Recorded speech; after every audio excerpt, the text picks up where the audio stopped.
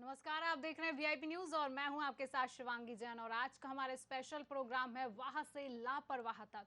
कुछ दिन पहले कोरोना के आंकड़े कम होने पर लोग वाहवाही कर रहे थे और आज उसी कोरोना को लेकर लोग लापरवाह नजर आ रहे हैं। तो आज इसी प्रोग्राम में चर्चा करने के लिए हमारे मेहमान हमारे साथ जुड़े रहेंगे, जिनका परिचय मैं आपसे करा देती हूँ। डॉक्टर एसके जैन जो डेंटल सर्जन हैं, डॉक्टर मालविका सिंह जो कि एक न्यूट्रिशन है, और डॉक्टर अभिजीत देशमुख जो कि सर्जन है। आप सभी का हमारे प्रोग्राम में बहुत बहुत स्वागत है। तो चलिए कोरोना के आंकड़े की बात करते हैं। तो आज से एक हफ्ते पहले के आंकड़ों की बात करें तो भारत में कोरोना वायरस के नए मामलों में 17% का इजाफा देखने को मिला है और 24 घंटे में कोविड-19 के 18,930 नए मामले दर्ज हुए हैं भारत में। इसके बाद अब तक कुल संक्रमितों की संख्या 43,56,06,739 हो गई है, जो कि एक बहुत ही चिंता का विषय है। वहीं विश्व स्वास्थ्य संगठन की ओर से कहा गया है कि भारत में कोरोना वायरस के ओमिक्रॉन वेरिएंट के अब एक नए सब वेरिएंट BA.2.7 का पता चला है और हम इस पर नजर रखे हुए हैं। तो वहीं पहला सवाल मैं डॉक्टर एसके जैन सर से करना चाहूंगी कि सर, पहले हम इसकी एक देख ही चुके हैं, इसकी एक पहली वेव हम देख चुके हैं कि लोग किस प्रकार से इस वेव से गुजरे हैं और किस प्रकार से सर अभी भी लोग इस पर सतर्क नजर नहीं आए हैं, अभी भी सर इस पर लोग लापरवाही लगातार बरत रहे हैं। नमस्कार, वीआईपी न्यूज़ का बहुत बहुत धन्यवाद जो हमें मौका दिया। और कोविड-19 की बात करें तो अभी आपको जानकारी होगी कि सडनली अटैक जिस तरह से आ रहे हैं, किसी पता नहीं चलता और चलते चलते ट्रेन के अंदर भी लोग मतलब कि अटैक के शिकार हो रहे हैं। इसका कारण है कहीं ना कहीं कोविड की जो कमजोरी थी वो बनी हुई है, लंग्स उनके लॉस हुए हैं, एल्वोलाई लॉस हुई हैं, जिससे के कारण बॉडी में ऑक्सीजन सप्लाई कम हो रही है और थोड़ी सी मेहनत करने के बाद व्यक्ति को कहीं ना कहीं ऑक्सीजन की कमी बॉडी में होती है और अटैक आ जाते हैं। ऐसे सडन अटैक जो कि समझ भी नहीं पाते व्यक्ति के स्वस्थ होने के बाद भी, और अटैक आ जाते हैं। अभी मैंने पिछले कुछ दिनों में नोटिस किया है कि इस तरह के अटैक बराबर बढ़ रहे हैं। तो ये कहीं नहीं कोविड का नुकसान है और इसमें अगर लापरवाही हमने की तो आगे आने वाले समय में बहुत कठिनाई रहेंगे और हमें इससे सावधानी बराबर बरतनी चाहिए, क्योंकि जिस तरह से अभी बढ़ रहे हैं केस, ये कहीं ना कहीं हमारे एटमॉस्फेयर में वो प्रेजेंट है कोविड। तो वायरस को रोकने के लिए दो ही एहतियात, पहले हमने मास्क का और प्रॉपर सैनिटाइजेशन का, और घर के अंदर एंट्री करते ही अपने को पूरा सैनिटाइज करने का जो एहतियात पहले रखे हुए थे वो आज भी हमें रखना बहुत आवश्यक है। कि कोविड अदृश्य है, किसी को दिख नहीं रहा, लेकिन उसके जो नुकसान है वो काफ़ी ज़्यादा वहाँ भयावह स्थिति प्रकट कर सकते हैं कभी भी, किसी भी समय। इस तरह से केस बढ़ रहे हैं, बहुत चिंता का विषय है और इसमें जागरूक होना बहुत ज़रूरी है। बिल्कुल सही आपने सर बिल्कुल सही कहा कि इसमें जागरूक होने की बहुत जरूरत है, लापरवाही ना बरते। तो हम अभी 2020 के सर्वे में इस बात पर सहमत होने वाले लोगों की संख्या सिर्फ 23% थी और तकरीबन 33% ने कहा है कि सरकार ने जो आम लोगों को एहतियात बरतने के सुझाव दिए हैं वह काफी नहीं थे। यह राय जताने वालों की संख्या 2020 के सर्वे की बात करें तो 2020 के सर्वे में 77% के स्तर पर थी। सिर्फ 8% लोग ऐसे थे जिन्होंने कहा कि ज्यादातर चुनौतियों को मैनेज करने में सरकार नाकाम रही। स्वास्थ्य मंत्रालय ने कहा कि इलाज करवा रहे रोगियों की संख्या कुल मामलों की 0.26% है और जबकि कोविड-19 से उबरने की राष्ट्रीय दर 98.53% है। तो मैं अभिजीत सर से एक सवाल करना चाहूंगी कि सर, ये जो मौत का आंकड़ा सामने आ रहा है देश में, क्या ये वही लोग हैं जो पहले से किसी बीमारी से पीड़ित थे? बिल्कुल, जिस तरह से अभी आपने देखा है कुछ दिनों से कोरोना के जो केसेस है बढ़ रहे हैं, और जो केसेस बढ़ रहे हैं मतलब मुझे लगता है कि जितने केसेस रिपोर्ट किए हैं उनसे 10 गुना केसेस और भी होंगे, क्योंकि लोग बाग अभी चेकअप नहीं करवा रहे, अपने टेस्ट नहीं करवा रहे हैं। तो बिल्कुल काफ़ी तेज़ी से बढ़ रहा है और इसमें लोगों की लापरवाही ज़्यादा है, मैं मानूंगा। सरकार की तरफ से आप जैसे कहा कि सरकार ने कुछ नहीं किया, मैं इसको नहीं मानता। सरकार ने जिस तरह से पूरे विश्व में सबसे बेहतर काम किया है इसको, कोविड को कंट्रोल करने के लिए, लोगों को अवेयरनेस के लिए अवेयर करने के में भी हमारी सरकार पीछे नहीं रही। वैक्सीनेशन के लिए सरकार ने हर वक्त जो अभियान चलाए, सबसे बड़ा वैक्सीनेशन का जो अभियान चलाया पूरे विश्व में सबसे तेज़ी से और सबसे बड़ा अभियान रहा है। और उसी के कारण हमारे देश की इतनी बड़ी जनसंख्या होते हुए भी, और जो सामाजिक जो ढांचा है हमारा, उसमें भी कोरोना का जो इफ़ेक्ट अगर हम कंपेयर करें पूरे विश्व में तो सबसे बेहतर रहा, अच्छा रहा। तो कहीं ना कहीं हमारे समाज की गलती है। आपने देखा होगा कि जो पहली वेव आई थी उस वक्त सरकार ने भी बहुत अच्छा कदम उठाया था और लोग भी उस वक्त सचेत थे, उन्होंने भी सावधानी बरती। और फिर जब वो पहली वेव ख़त्म हुई उसके बाद धीरे धीरे लोग लापरवाह होते चले गए, जबकि सरकार ने कहा था कि दूसरी वेव आएगी, दूसरी लहर आएगी, पर लोग लापरवाह रहे। उनको लगा कि अब पहली आने के बाद दूसरी के चांसेस कम हैं और बस इसी का जो इफ़ेक्ट था, आपने देखा कि दूसरी लहर में बहुत सारी मौतें हुई। अब जो उसके बाद तीसरी लहर भी आके चली गई और अभी जो मैं कहूँगा कि ये चौथी लहर है। चौथी लहर में जो अभी लोगों को कोविड हो रहा है, इसमें उन्हीं की मौत हो रही है जो उनको कोमॉर्बिड, मतलब जिनको हाइपरटेंशन है, किडनी की बीमारी है या डायबिटीज़ है जो कि अनकंट्रोल्ड है, उन्हीं की मौतें हो रही हैं और वो आंकड़ा अभी बहुत कम है। अभी तो जो इन्फेक्शन वाले पेशेंट्स वो काफ़ी ज़्यादा आ रहे हैं और डेथ्स अभी बहुत कम है। जी, अब मालविका जी से मैं पूछना चाहूंगी कि मालविका जी जो कि एक न्यूट्रिशियन है, तो मैम किस तरह की लोगों को डाइट फॉलो करना चाहिए कोविड-19 के समय पर, लोगों को क्या खान पान रखना चाहिए अपना? जी बिल्कुल, जैसा कि हम लोग कोविड के बारे में बात कर रहे हैं, पिछले 2 सालों से हम देख रहे हैं कि हमारे देश ने बहुत ज़्यादा जानें गंवाई हैं, लोगों ने अपने रिश्तेदारों को खोया है और इसका कहीं ना कहीं अगर हम बात करें तो स्वास्थ्य से रिलेटेड है, हेल्थ से रिलेटेड है और जब भी हेल्थ की बात आती है तो न्यूट्रिशन सबसे इम्पॉर्टेंट होता है। जैसा कि सर लोगों ने भी हमें बताया कि जो हमारे कोमॉर्बिड पेशेंट्स हैं, जिनको ऑलरेडी डायबिटीज़ है या फिर बीपी है या किडनी का प्रॉब्लम है या अदर कोई जो एज्ड हमारे पर्सन है, जो 60 प्लस के जो हमारे बूढ़े बुजुर्ग लोग हैं जिनमें इम्यूनिटी कम रहती है, तो ऐसे लोगों में भी काफ़ी भयावह प्रकोप देखा गया है कोविड का। तो इसके लिए मैं ये कहना चाहूँगी कि डाइट की जब भी हम बात करते हैं तो क्योंकि ये इम्यूनिटी से रिलेटेड है, इसमें हमारी इम्यूनिटी वीक हो रही है, हमें ऑक्सीजन की कमी हो रही है, हमारे फेफड़ों पे नुकसान पहुँच रहा है, तो बेसिकली हमें न्यूट्रिशन का बहुत ज़्यादा ध्यान देना है। इसमें प्रोटीन्स की, विटामिन सी, इन चीज़ों की मात्रा अगर हम भरपूर क्वांटिटी में ले रहे हैं तो डेफिनेटली कहीं ना कहीं हम अपनी इम्यूनिटी को स्ट्रॉन्ग कर रहे हैं। और जो हमारे पास अभी भी जो केसेस आ रहे हैं जो मतलब रिकरेंट हो रहे हैं, जो बार बार उनको इन्फेक्शन हो रहा है, जैसे अभी सर्दी बरसात का भी मौसम है, तो इसमें हम लोगों ने देखा है कि जो कोविड वाले पेशेंट्स हैं उनको बहुत ज़्यादा सर्दी जुकाम या फ्लू का प्रॉब्लम बार बार आ रहा है। तो ऐसे में मैं एज अ न्यूट्रिशनिस्ट कहना चाहूँगी कि सबसे पहले अपने आहार को संतुलित करें, क्योंकि हमारे जो लोग हैं, हमारी जो समाज है, सोसाइटी है, यहाँ तक कि हमारा जो घर है, उसमें भी हमारा न्यूट्रिशन जो है वो कहीं ना कहीं इम्बैलेंस है। हम लोगों के खाने से नाश्ता जो है वो आउट हो चुका है, जो कि बहुत ज़्यादा ज़रूरी है।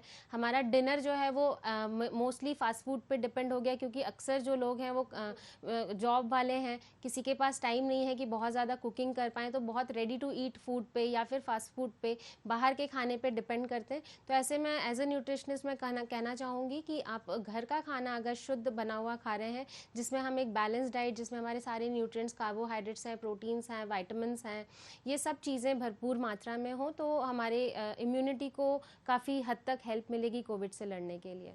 जी बिल्कुल, आपने बिल्कुल सही बात कही कि डिनर में लोग आजकल फास्ट फूड पर डिपेंड हो चुके हैं और नाश्ता आजकल स्किप कर देते हैं, जो कि बहुत गलत बात है। और आजकल शुद्ध खाना खाएं और प्रोटीन का इस्तेमाल करें तो शायद उनकी इम्यूनिटी अच्छी रहेगी। डॉक्टर एस के जैन की तरफ बढ़ेंगे हम। अगर पिछले 24 घंटे की बात करें तो कुछ ज्यादा बढ़ोतरी नहीं हुई है, फिर भी ये आंकड़ा हमारे देश में लगातार बना हुआ है। कोरोना हमारे देश में कम नहीं हो रहा है, हम इसको कैसे समझेंगे? एक्चुअल इस समय देखा जाए तो ह्यूमिडिटी का सीज़न है, बरसात का मौसम है और ये ह्यूमिडिटी कोरोना को एक अच्छा एनवायरनमेंट देती है, मॉइस्चर जो वायरस के लिए, और इसका ट्रांसमिशन भी हमारी लापरवाही से बहुत तेज़ी से हो रहा है। जिस तरह की चुनाव हुए, कई तरह भीड़ हुई और कई तरह, अब 2 साल से व्यक्ति बाहर नहीं निकला था तो प्रोग्राम भी बहुत ज़्यादा, सैली पार्टी मना रहा है, तो ये सारी लापरवाही कोरोना को तेज़ी से बढ़ा रही है। दूसरा, आदमी भूल गया, उस समय अवेयर था कि कोरोना है, घर में पैक है, एक्सरसाइज कर रहा था, लेकिन अब एक्सरसाइज की तरफ भी ध्यान भी नहीं जा रहा है।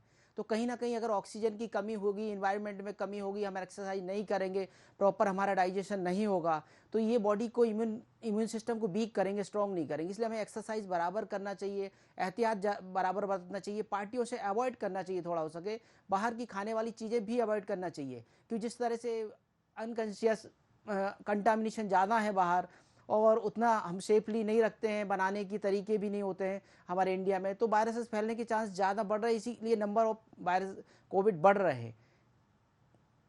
तो अभिजीत सर, क्या आपको लगता है कि इस समय जागरूकता की कमी है और हमें सोशल रिस्पॉन्सिबिलिटी निभानी चाहिए? बिल्कुल, मैं बार बार हमेशा ये कहता आ रहा हूँ कि सरकार की गलती नहीं है, सरकार अपनी तरफ से पूरा काम करती है। आपने देखा होगा कि स्वास्थ्य और शिक्षा ये दो ऐसी चीज़ें हैं या डिपार्टमेंट है जिसमें कि अगर ठीक करना हो तो उसमें सामाजिक आंदोलन की बहुत ज़रूरत होती है। तो हमें सामाजिक आंदोलन जो है रोकथाम के लिए हम समाज को आगे आके खुद को सामने आकर अपने आप को सुधार करना होगा। नहीं तो ये कोरोना, मैं बता रहा हूँ कि अभी तो फ़िलहाल कंट्रोल में है, पर अगर इसमें कभी वायरस का म्यूटेशन अगर होता है तो अतिशयोक्ति नहीं होगी कि ये जो सेकेंड वेव आई थी ऐसी वेव आ सकती है। इसलिए हमेशा हमें समाज को पूरे अपनी जवाबदारी समझकर इससे रोकथाम के लिए प्रयास करना चाहिए। सर, इसमें किस तरह के लोगों को एहतियात बरतने चाहिए कि ये कोरोना आगे और ना बढ़े, इसके केसेस इतने ज़्यादा हमारे देश में ना बढ़े? बिल्कुल, आपने देखा होगा कि जैसे डॉक्टर साहब ने कहा था कि 2 साल तक लोग घर से बहुत कम बाहर निकले थे। अब उसके बाद कोरोना ख़त्म होने के बाद, ख़त्म तो नहीं हुआ है पर कम होने के बाद लोग बहुत बड़े बड़े आयोजन हो रहे हैं, चुनाव भी आए हैं, पार्टियाज़ होती हैं, तो ठीक है ये सब होना चाहिए। पर यहाँ पर हमें एहतियात ये बरतनी है कि ख़ास तौर से जहाँ भीड़ होती है वहाँ मास्क पहने, ख़ास तौर से जहाँ पर बहुत बड़े मीटिंग्स होती हैं क्लोज्ड रूम्स में या हॉल्स में, वहाँ पर अगर हम मास्क पहनेंगे तो बेहतर होगा। मास्क ही हमें कोरोना से बचाएगा। दूसरी बात, वैक्सीनेशन को लेकर अभी भी हम समाज सचेत नहीं है। सरकार ने इतने बड़े बड़े अभियान किए हैं वैक्सीनेशन के लिए, और जो बूस्टर डोज अगर आप लेके चलें तो बहुत सारे देशों में 90% के ऊपर थर्ड डोज, जिसको हम बूस्टर डोज बोलते हैं, वो हो चुका है। पर हमारे देश में बहुत कम लोगों ने अभी तक बूस्टर डोज लगाए हैं। तो समाज को आगे आके, अभी इतने कई सेंटर्स हैं जहाँ पर बूस्टर डोज अवेलेबल हैं, पर हम खुद वहाँ पर नहीं जा रहे हैं और डोज नहीं लगवा रहे हैं। तो समाज की ये जवाबदारी है कि वो जाए वहाँ पर और अपना सेकंड डोज बचा है तो सेकंड डोज लगवाएं, और अगर बूस्टर डोज नहीं लगा है तो बूस्टर डोज वैक्सीन का, कोविड वैक्सीन का ज़रूर लगवाएं। बिल्कुल सही कहा सर आपने, बूस्टर डोज लगवाना बहुत ज़रूरी है और बूस्टर डोज सभी लोग जाएं और लगवाएं। मालविका जी, मैं आपसे पूछना चाहूँगी कि बरसात का मौसम है, लोगों को इसमें किस तरह का खान पान करना चाहिए, जिसमें आप देख भी रही हैं बरसात दिन प्रतिदिन लोग बढ़ती जा रही है बरसात, उसमें लोगों को किस तरह की एहतियात बरतना चाहिए, किस तरह की उनकी डाइट होनी चाहिए, किस तरह का उनका खान पान होना चाहिए? जी बिल्कुल, क्योंकि बरसात का मौसम है और ऐसे में ह्यूमिडिटी भी बहुत कम रहती है और इन्फेक्शन, जो माइक्रो ऑर्गेनिजम्स हैं जो हमारे बॉडी में वायरसेस हैं, वो बहुत जल्दी फैलने के भी उनको बहुत प्रॉपर एनवायरनमेंट मिलता है। तो ऐसे में अगर मैं खाने पीने की बात करूं तो सबसे पहले तो स्टार्ट करें कि भाई हमारे खाने में, हमारे घर के किचन में ही बहुत सारी ऐसी चीज़ें जो हमारी इम्यूनिटी को बूस्ट करती हैं, जैसे कि जीरा है, अजवाइन है, अदरक है, लहसुन है, इनका प्रयोग हमारे खाने में थोड़ा ज़्यादा करें। नींबू का इस्तेमाल, विटामिन सी जिससे हमारे बहुत रिच उसमें मिलता है, उसका इस्तेमाल रेगुलरली खाने में करें। घर का शुद्ध खाना खाएं, मतलब बासा खाना ना खाएं, ताज़ा खाना बना करके, क्योंकि आजकल लेडीज़ भी जो है वो वर्किंग है तो फ्रिज में आटा बना करके रख दिया एंड देन उसकी 2 बार 3 बार में रोटियां बन रही हैं। तो कोशिश, मेरा ये हमारे लेडीज़ से स्पेशली रिक्वेस्ट है कि ऐसे चीज़ों का प्रयोग ना करें। कोशिश करें जितना हो सके अपना एक टाइम का खाना ही बन पाए उतना ही इशू बनाएं। उसके अलावा अगर कुछ एक्स्ट्रा जाता है तो उसे इस्तेमाल में ना लाएं। इसके अलावा बच्चों के ऊपर भी बहुत ज़्यादा ज़रूरी है ध्यान देना, क्योंकि बच्चों की आदत होती है कि उन्हें बिल्कुल भी कहीं पे भी टच करना है और कहीं पे भी सारी चीज़ें मुंह में डाल लेना है। तो ऐसे में हमारे घर के आसपास का वातावरण भी अगर हम स्वच्छ रखते हैं, साथ साथ खाने के चीज़ों में जैसे हरी सब्जियां हैं, फ्रेश फ्रूट्स एंड वेजिटेबल्स हैं, इन चीज़ों को अगर हम इंक्लूड करते हैं, और क्योंकि बरसात का भी मौसम है, ऐसे में हरी सब्जियों की जब भी हम बात करते हैं तो अधिकतर हमने देखा है कि उनमें कीड़े बहुत जल्दी दिखते हैं। तो स्पेशली ध्यान रखें कि जब भी हम मार्केट से सब्जियां वगैरह लेकर के आते हैं, उन्हें अच्छे से टैप वाटर के नीचे रेगुलरली 7-8 पानी से उन्हें धोएं, जब तक एक सेटिस्फैक्शन ना हो कि हाँ भी पानी जो वो बिल्कुल ही क्लियर है, और फिर उन सब्जियों का इस्तेमाल करें। और एक चीज़ और ये आप कर सकते हैं कि जैसे गोभी वगैरह हम खाते हैं बरसात के सीज़न में, या पालक खा रहे हैं, तो इनको डायरेक्ट बनाने की बजाय अगर हम गर्म पानी में थोड़ा सा ब्लांच करके इसे इस्तेमाल करेंगे तो काफ़ी हद तक हम कंटामिनेटेड ऑर्गेनिजम्स जो हैं उनसे हमारे परिवार को और खुद को भी बचा सकते हैं। तो कोशिश करें जितना हो सके फल सब्जियों को धो करके अच्छे से वॉश करके उन्हें सुखा करके रखें, फ्रिज में रखने की बजाय उसे नॉर्मल टेम्परेचर पे रखें और फिर उन्हें रोज़ उस कंज्यूम करें। बासा खाना जो है उससे बचें और खाने में नींबू का प्रयोग, दही का प्रयोग, इन चीज़ों का प्रयोग थोड़ा सा ज़्यादा करें। जी डॉक्टर एसके जैन से मैं पूछना चाहूंगी कि कौन सी वैक्सीन ज्यादा पावरफुल है? आपने देखा है कोविशील्ड और कोवैक्सीन में से कौन सी ऐसी वैक्सीन है जो ज्यादा लोगों को पावरफुल साबित हो रही है? एक्चुअल मैडम दोनों वैक्सीन में ऐसा क्लियर नहीं हुआ कि कौन सी पावरफुल है नहीं है। दोनों वैक्सीन बराबर अपना इफेक्ट दिखाई है। इसी कारण है कि अपनी अभी इंडिया में कंट्रोल है कोविड। अगर ये पावर नहीं होती तो कंट्रोल नहीं होती। पावर बराबर है। दूसरी साथ इसके साथ फंगल इन्फेक्शन भी अभी देखने को आ रहे हैं। जैसे कि मैं माउथ चेक करता हूँ तो अधिकतर वाइट फंगल इन्फेक्शन माउथ के अंदर मिल रहे हैं। ओरल हाइजीन भी बहुत मेंटेन करने की ज़रूरत है। सोने से पहले एक बार अच्छे से प्रॉपर क्लीन करके माउथ को, जैसे कि खाने के बाद लोग मीठा ले लेते हैं, मीठा ना लें उसके बाद नमकीन ज़रूर ले लें, क्योंकि माउथ में अगर स्वीट है या मिल्की चीज़ है कुछ तो थ्रोट इन्फेक्शन जल्दी डेवलप हो जाते हैं। इसलिए माउथ में ओरल हाइजीन रखना बहुत ज़रूरी है। और वैक्सीनेशन तो बहुत अच्छा है, कंट्रोल किया है और दोनों वैक्सीन बराबर इफेक्ट हैं। उसमें कोई साइड ऐसा नहीं है कि कोई वीक है और कोई पावरफुल है। जी बिल्कुल। अभिजीत सर, इन मामलों को देखकर क्या सरकार या हेल्थ मिनिस्ट्री कोई प्लान बना रही है या कोई जागरूकता अभियान की बात हो रही है सर? सरकार की जो जागरूकता अभियान है ये निरंतर चलता आ रहा है। आपने देखा होगा कि वो पहली वेव से अभी तक हमेशा कहीं ना कहीं आयोजन भी होते हैं और जिसको हम बोलते हैं एडवर्टाइजमेंट कि कैसे रोकना है या रोकथाम के लिए क्या क्या करना है, अभी तक निरंतर चलता आ रहा है। और आपने देखा होगा कि सरकार बिल्कुल सचेत है। हम पॉजिटिविटी रेट लेके चलते हैं कि 100 अगर लोगों के हम सैंपल्स लेते हैं उसमें से कितने लोग पॉजिटिव आते हैं। जी। तो फिलहाल जो है 3.3% पे है। और जब ये परसेंट 5 पे जाता है, मतलब 100 में से अगर 5 पॉजिटिव आते हैं तो ये पॉजिटिव रेट एक लेवल होता है जो कि थोड़ा इसके बाद जो भी जैसे बढ़ेगा तो वो खतरनाक लेवल पे जाने लगता है। तो हम अभी 3.3 पे हैं। सरकार सचेत है और सरकार निरंतर लोगों के बीच में जाकर सबको सचेत कर रही है कि हमें रोकथाम के लिए क्या क्या करना है। अब ये जवाबदारी हमारे समाज की है। हम आगे आए, मास्क का वापर करें, मास्क लगाएं जहाँ पर खास तौर से बहुत भीड़ है। हाथ को जैसे हमेशा कहते आ रहे हैं कि साफ़ करना है, कम से कम 20 सेकंड के लिए हाथ साफ़ करना है, दूरी बना के रखना है। तो ये भी हमें हमेशा ध्यान रखना है। और किसी को भी कोई भी लक्षण अगर आते हैं, बुखार आता है या शरीर में दर्द होना, खांसी आना, तो हमें लोगों से थोड़ा दूर रहें ताकि हम ये इन्फेक्शन दूसरों को न फैलाएं।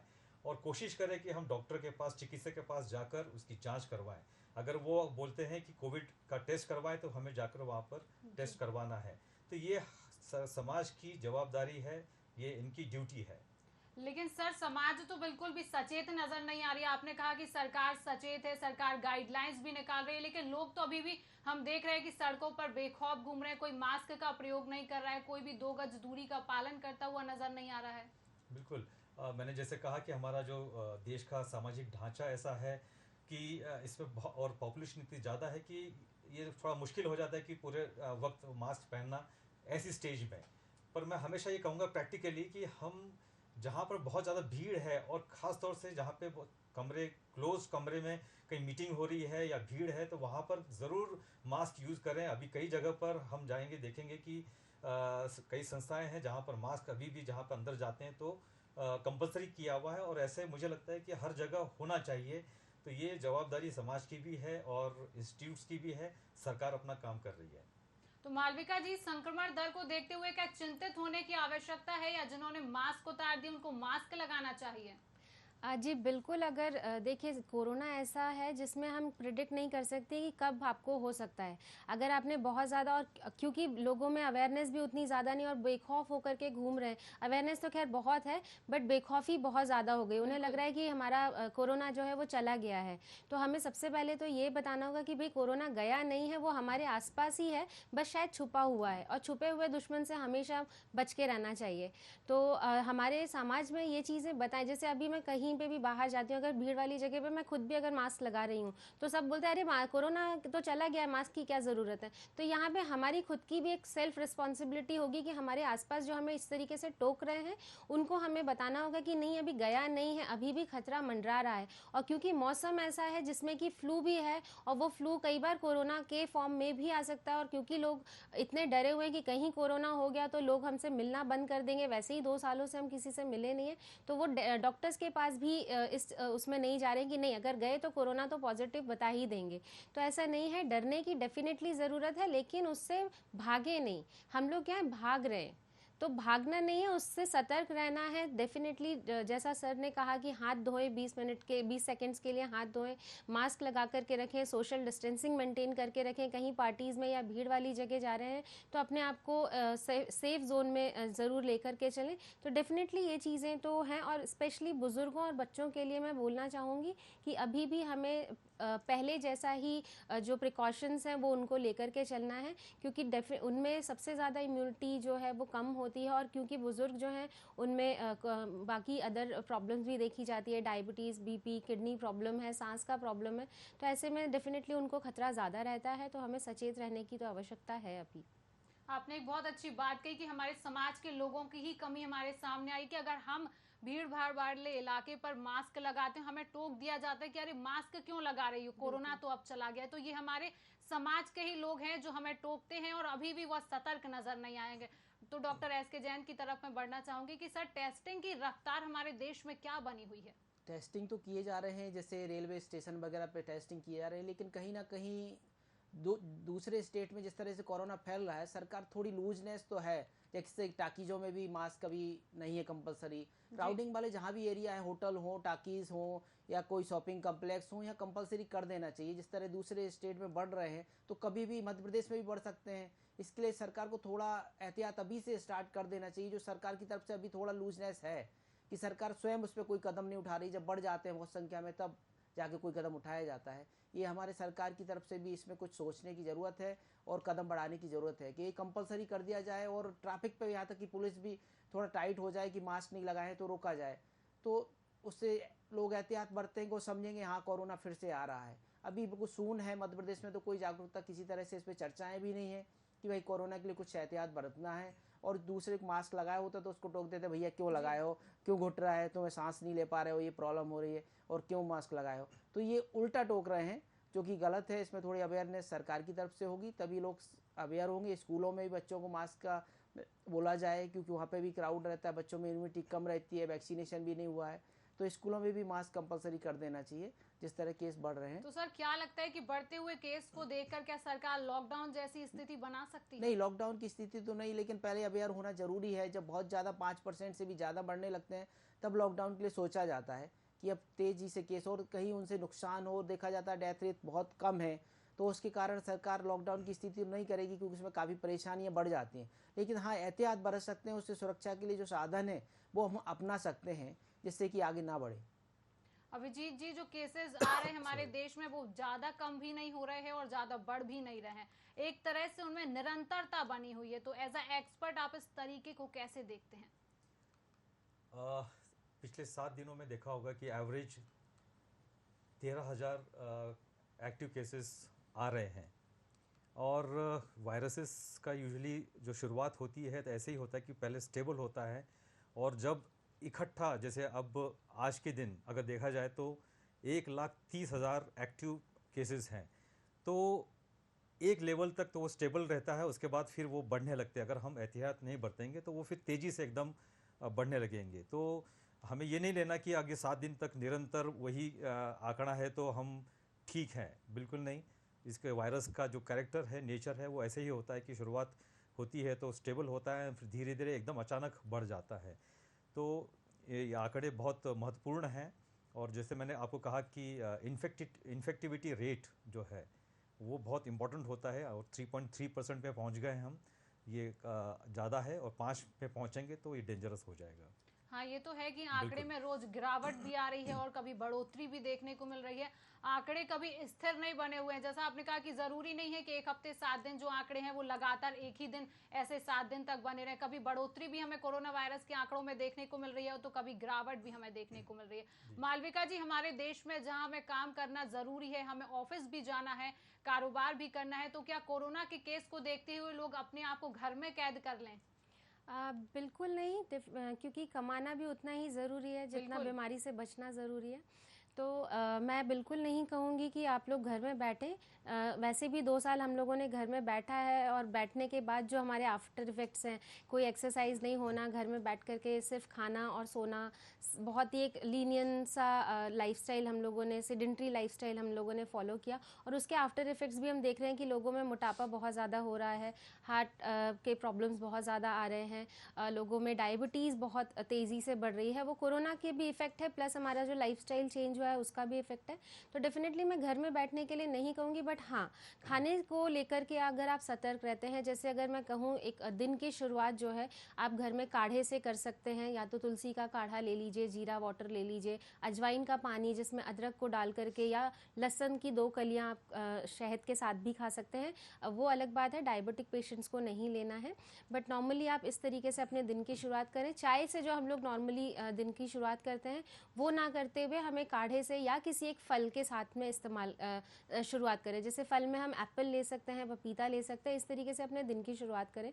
नाश्ता जो है वो अच्छा आपका न्यूट्रिशियस हो, जिसमें आप अंकुरित सलाद ले सकते हैं, अंकुरित चना, मूंग, उपमा, दलिया, रोटी या सब्ज़ी या पराठे नॉर्मल कम घी या तेल के, बाजरे की रोटी का कुछ ले सकते हैं, ओट्स ले सकते हैं, कॉर्नफ्लेक्स वगैरह ले सकते हैं। तो इस तरीके से अपना एक नाश्ता जो है, मैं कहूँगी कि जो भी ऑफिस के लिए निकल रहा है या व्यापार के लिए निकल रहा है तो नाश्ता डेफिनेटली लेकर के निकले। इसके बाद एक रूटीन बनाएं कि भाई मुझे लंच जो है अपना कम से कम 12 से 1 के बीच में, जो दोपहर का टाइम एक आइडियल लंच का टाइम होता है, उसमें करना है। क्योंकि यूजुअली हम या तो ऑफिस में रहते हैं या व्यापार में रहते हैं, कोई कस्टमर आ गया तो लंच का टाइम स्किप हो गया है, मीटिंग्स हैं तो हमारी लंच का टाइम स्किप हो गया है। अगर स्किपिंग हो रही है आपके खाने में बहुत ज़्यादा, कि 2 बजे का टाइम है, आप 4 बजे लंच ले रहे हैं, तो कोशिश करें कि उस टाइम को आप गैप को फिल करने के लिए किसी भी फ्रूट का सहारा ले सकते हैं। जैसे कि एप्पल है, मौसमी है, संतरा है, अभी आम आ गए हैं, वो आप ले सकते हैं, सीजनल जो फ्रूट्स हैं। इसके अलावा आप नारियल पानी का इस्तेमाल कर सकते हैं, आप ग्रीन टी का इस्तेमाल कर सकते हैं, ब्लैक टी ले सकते हैं। इसके बाद जब आप लंच ले रहे हैं, नॉर्मल रोटी, सब्जी, दाल, दही, सलाद जो भी आपके घर में अवेलेबल हो, फ्रेश हो, वो लें। और कोशिश करें खाने में हरी सब्जियां, पत्तेदार सब्जियां, इनका इस्तेमाल करें। तेल मसाला थोड़ा सा कम रखें। शाम का इवनिंग स्नैक्स भी आप ले सकते हैं जब भी आप घर पे हैं या ऑफिस से वापस घर लौट रहे हैं, या व्यापार में भी अगर आप शॉप पर बैठे हुए हैं या अपने कहीं बैठे हैं तो वहाँ पे आप जैसे चना मुरमुरा ले लीजिए। बेसिकली हमारे सोसाइटी का प्रॉब्लम क्या होता है कि एक ठेला लगा हुआ है चना मुरमुरे का और एक ठेला लगा हुआ है समोसे कचौरी का, तो लोग समोसे कचौरी की तरफ दौड़ेंगे लेकिन चना मुरमुरा के पास नहीं जाएंगे। तो एज ए न्यूट्रिशनिस्ट मैं कहूँगी समोसा कचौरी आपके वेट एज वेल एज आपके हार्ट के लिए भी प्रॉब्लम करेगा। अगर आपको बीपी है तो उसमें भी प्रॉब्लम करेगा। जहाँ तक चना और मुरमुरा का है वो आपको कैलोरीज भी कम देगा और न्यूट्रिशन भी उतना उससे कहीं ज़्यादा मिलेगा। तो इस तरीके से आप अपने इवनिंग स्नैक्स में इन चीज़ों को ऐड कर सकते हैं।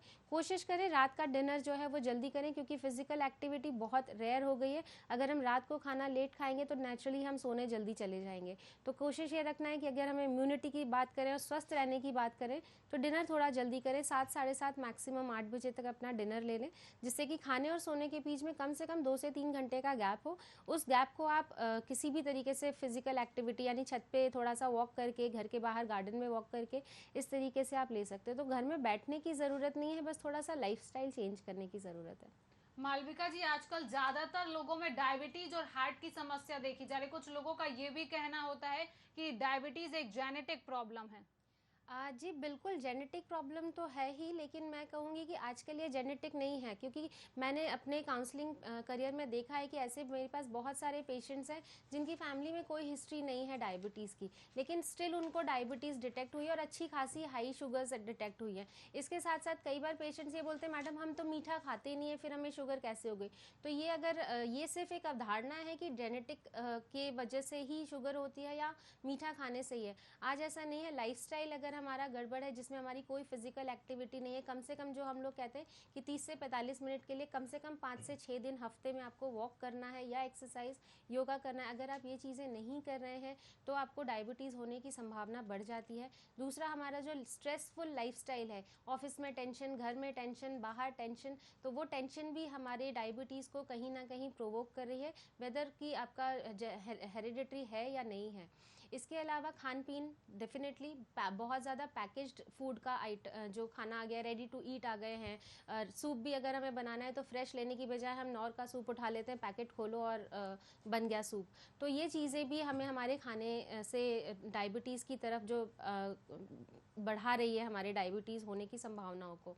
इसके साथ स्लीप का बहुत प्रॉब्लम है। आजकल लोग रात को मोबाइल देखना है, सारे जो फेसबुक्स है हमारे अपडेट्स वगैरह डालने हैं, तो ये चीज़ें, इसकी वजह से नींदें हमारी जो हैं वो 4-5 घंटे की रह गई हैं। फिर हमें सुबह उठ करके ऑफिस के लिए रश करना है, तो कोशिश करें कि 7 से 8 घंटे की स्लीप प्रॉपर लें। और इसका बिल्कुल भी कहीं ना कहीं ऐसा नहीं है कि हेरिडिटरी के ही वजह से डायबिटीज़ होती है, ऐसा नहीं है। जी बिल्कुल। तो हमारे स्पेशल प्रोग्राम में हमने चर्चा की doctor S K. Jain, doctor Malvika Singh और डॉक्टर अभिजीत देशमुख से, जिन्होंने कोरोना 19 से बचाव और आने वाले वेरिएंट से होने वाले नुकसान को बताया। फिलहाल हमारे कोरोना से अपने आप को सुरक्षित रखने के लिए लापरवाही नहीं बरतना चाहिए और वाहवाही से ज्यादा लापरवाही नहीं हो, इस पर विशेष ध्यान देना चाहिए। तो अब मुझे दीजिए इजाजत और बने रहिए VIP न्यूज पर। नमस्कार।